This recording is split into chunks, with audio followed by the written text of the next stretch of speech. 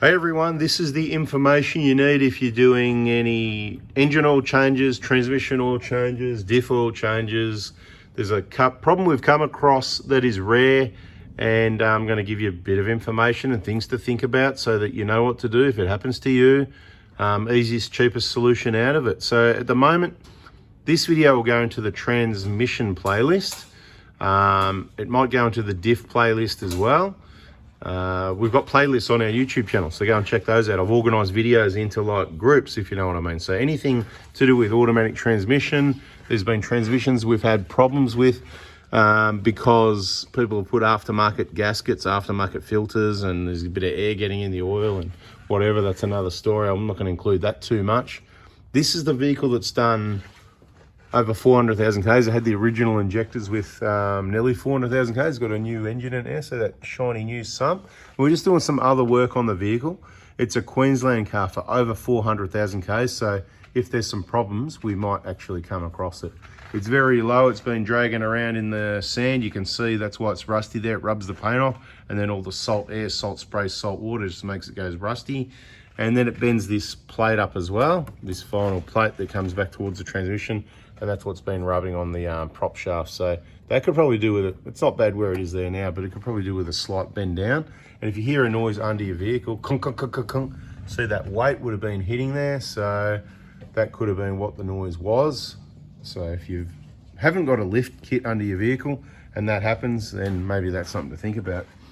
But on this transmission pan in particular, the plugs were hard to undo because they over tightened them. I'm going to go to the bench in a minute and show you the damage on the plugs and the washers and whatever. A lot of people would go straight to worst case scenario panic mode and buy a transmission pan, like this whole pan in the picture here, or on your engine, the sub-assembly for the engine.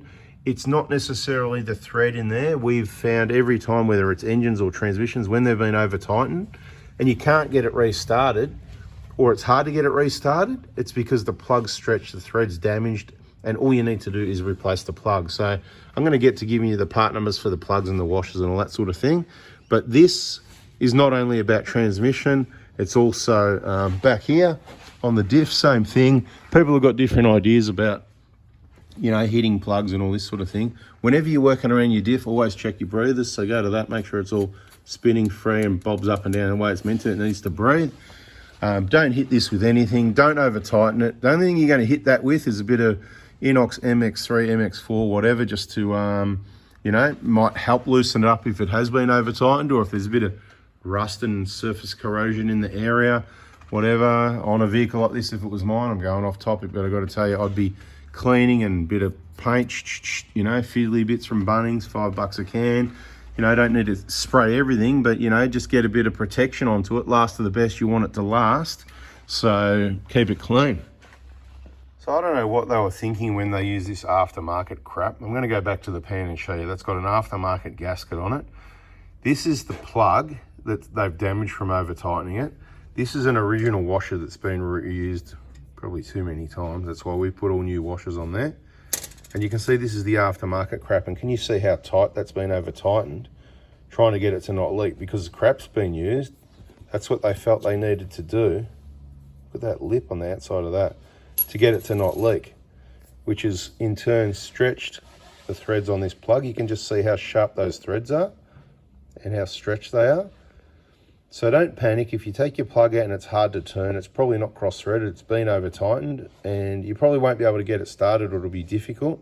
I recommend you order yourself a new plug. I'll give you the part numbers for that shortly. So looking at this pan, see it's got that sort of oil weep, and I didn't realise that this, you know, before we did the transmission flush, we're not prepared, you know, we haven't got time, but ideally at some point in time, I'd be getting rid of that aftermarket cork gasket, and people go, oh, the genuine ones are cork.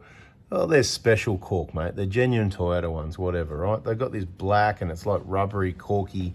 It's good stuff. It's Toyota engineering. So I'd drop the pan, make sure it's got a genuine filter in there, and it probably hasn't. So I probably have to purchase one of those again, purchase the gasket again, because somebody had to go in there and put aftermarket stuff in this genuine Toyota. My 120 has done over 480,000 Ks. The pan's never been off. It's done a lot of low range, so it's done a lot of work. It's only ever had transmission oil changes, and the only time it ever really needed it was when I got it at 196k, because obviously they didn't know how to drive it.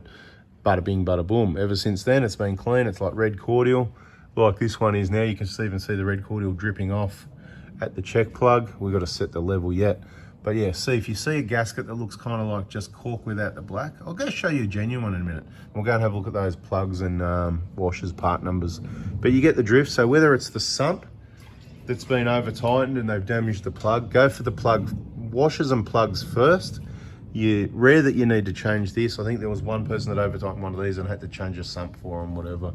But it's pretty straightforward to do. It's just the sump sub-assembly on the Prado. Not so easy on the Hilux, so don't over tighten it. Okay, plugs and washers, here's the part number. If you want the pan gasket, it's a this is on the A750 5-speed auto. Pan gasket is a 35168 60010. The washers for the check plug and the drain plug is 35178 30010. The hex for the check plug is 90341 10021. And the drain plug, right, with that head on it, is 90341 10011. And that's a bada bing, bada boom. Thanks for watching. Hope that helps. Subscribe, turn the bell on. We'll catch you in the next video. Check out the transmission playlist, the diff playlist, anything like that if you want more info. Catch ya.